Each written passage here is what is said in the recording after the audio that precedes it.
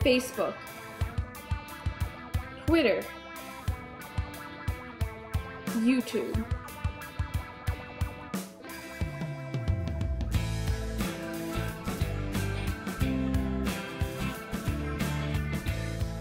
Social media is an important tool in fostering political change.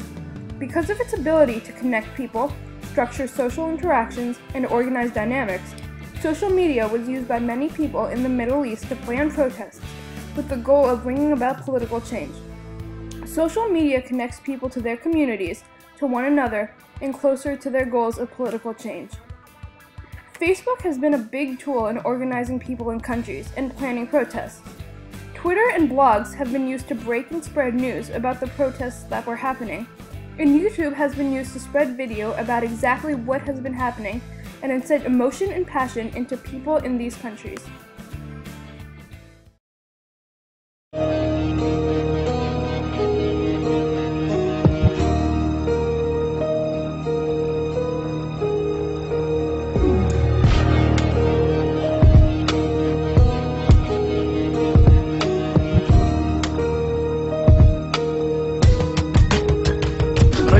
رئيس البلاد أنا اليوم نحكي معاك باسمي واسم الشعب الكل اللي عايش في الأحلام. 2011 ما زال فما شكون يموت بالجوع، حاب يخدم باش يعيش لكن صوته مش مسموع. اهبط بالشارع وشوف لعبت ولا وحوش، شوف الحاكم بالمتراك تاك ما على بالو.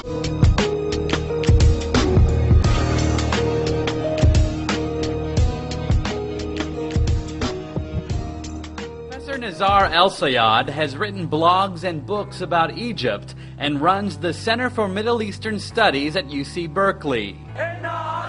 Despite the Egyptian government's efforts to shut down the internet during protests, he was still able to communicate with friends and family in the country. Did it stop the protests? Absolutely not. We know for a fact that it did not.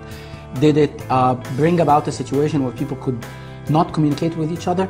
Yes, to some extent, although those who were determined managed to communicate with each other. Social networking analysts say sites like Facebook and Twitter allowed protesters to organize without the need for a designated leader. I couldn't do anything as an individual, but together we could do something. And it was the profiles and the richness that's built into the service inside of Facebook that really gave it that galvanizing movement. Two of the key players in Egypt were Khalid Said and Wael Ghonim. Said was an Egyptian man who died after being arrested by police. Photos of his disfigured corpse were spread throughout online communities and incited rage over claims that he was beaten to death by Egyptian forces. Wael Ghonim created a prominent Facebook group called We Are All Khalid Said that brought attention to his death and contributed to the growing discontent in the weeks leading up to the revolution.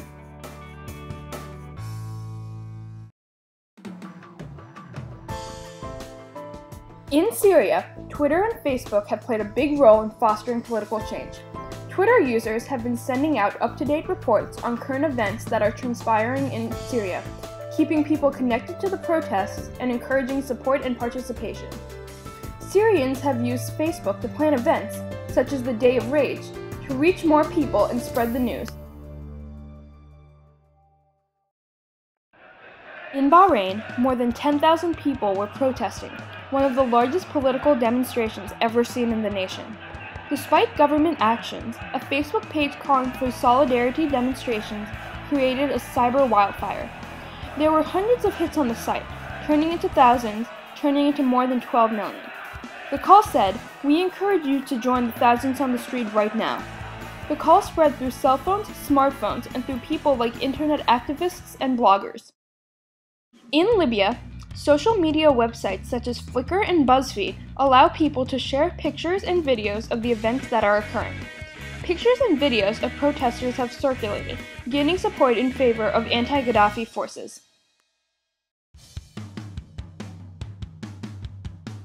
In the United States, Facebook is the most popular online social networking site used by teenagers.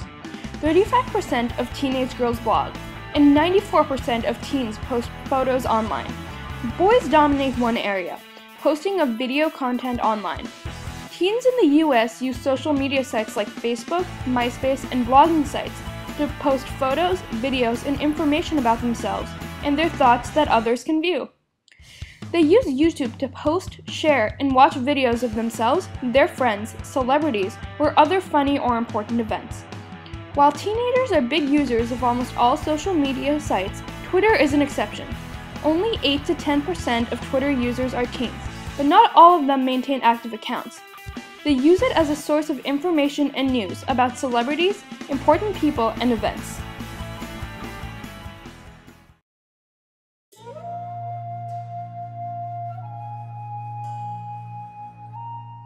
Social media gives independence to teenagers.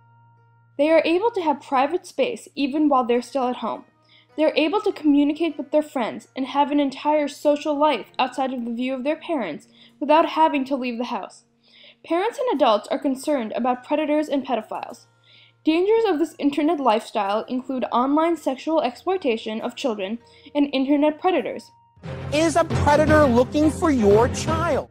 Most kids are savvy. If a stranger contacts them online, if someone makes an unwanted sexual advance, they just click off or tell their parents. But some don't. Some think that they're smarter than anyone else and they know how to handle it. The media shares the horror stories of kids meeting somebody online, thinking that the other person was their age, agreeing to meet up with them at the mall, and it ended up being an adult with intentions that sometimes ended in rape and murder. Cyberbullying is another danger. People use social media to bully others by sending intimidating or terrorizing IMs, email, or texts, or posting mean or humiliating pictures or information about a person. Cyberbullying can lead to low self-esteem, depression, or in extreme cases, suicide.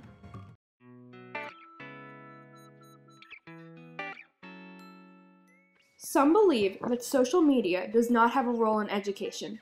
People against the incorporation of social media in the classroom believe that it causes an unnecessary distraction from learning. By encouraging the use of cell phones and websites such as Facebook and Twitter and YouTube, instead of paying attention, the students will instead text or IM their friends or look up other stuff instead of doing the task they are assigned. People who hold this point of view also believe that these practices will also increase procrastination and increase the risks associated with spending too much time online.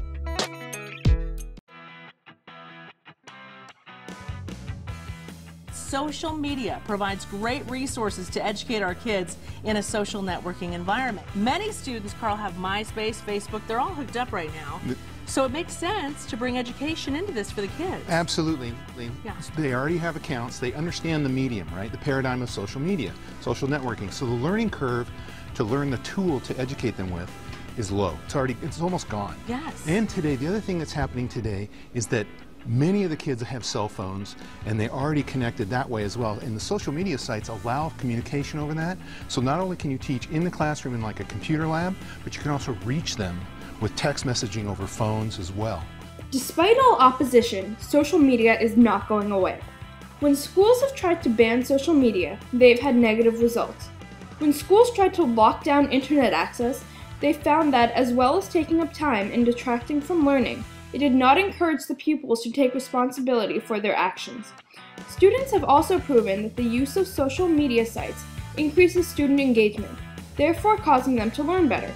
Vlogging is a way to get students into that mode where they want to participate and be engaged in discussion. Teachers observed that the overall quality of students' work increased. Social media is the future of the world. Despite rare dangers that it can present, it provides unique tools that allow people everywhere in the world to connect, whether to just share their feelings or to bring about political change.